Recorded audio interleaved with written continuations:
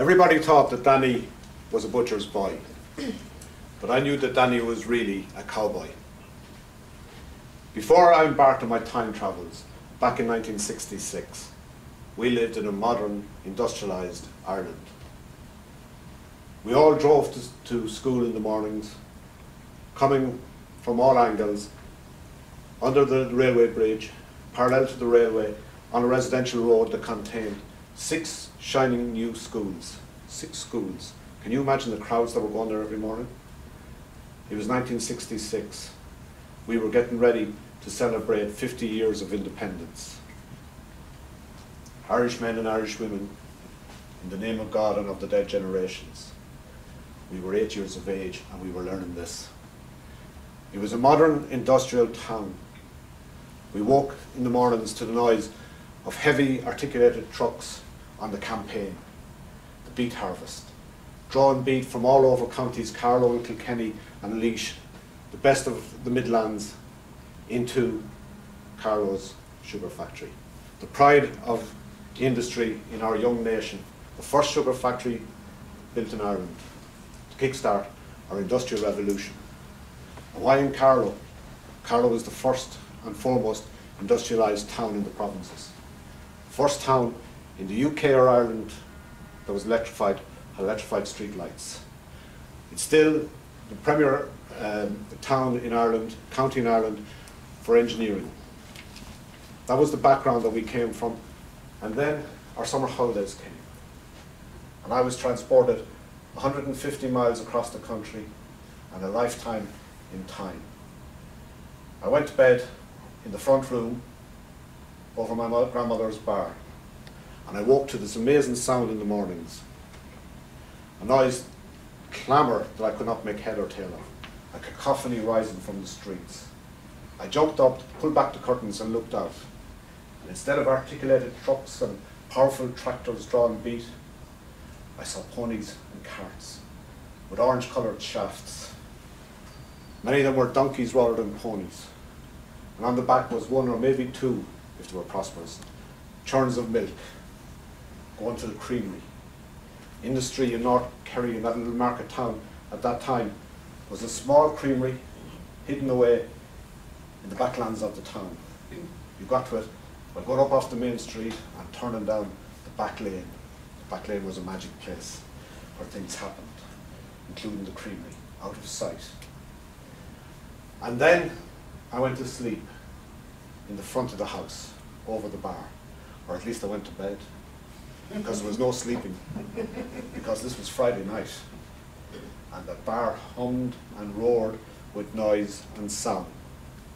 Characters that I would come to know all through my youth, wasters really, because none of them worked, but they all drank, and I think they were all happy. I remember a lot of them. They still come into my memory over the years. Mikey Bonney, who was rumoured to have fought in the Great War and brought home a Romanian princess to a council house, decrepit, fallen down house, on what was called the New Road, built between the wars. The first public housing built in North Kerry. And the Bonney sang, "Biddy Mulligan, the pride of the Coombe," and then he drank the slops and went home to his Romanian princess.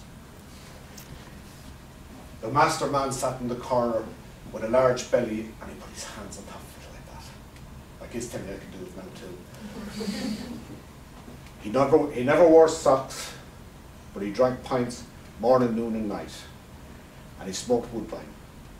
And he used to say, "That's my food and that's my drink," pointing to his pint and to his woodbine. The same master man was fired as a gravedigger because when they dropped the coffin down, the top was still sticking up. Poor Nadine had gone off to drink pints instead of finishing digging the hole. But the late great Paddy O'Shea, when he was captain of the Kerry team and meant he won the Sam Maguire and brought it to the stall, and he came into the bar to bring the Sam Maguire to the master man, because Paddy had been a guard in the stall when he started off. But my main memory was of Danny. I got up every morning and went and had my breakfast in the kitchen, which opened out onto the back lane. And the door was always open, and the Stanley range was always roasting hot. So it was too warm So the door was left open. And Danny used to come in. Danny was a polio victim. So he dragged a leg and he carried his hand. And he wore a plaid shirt the whole time. And he always beat me to the draw. As a treat, Danny used to bring me to the pictures, and it was always to the cowboy movies.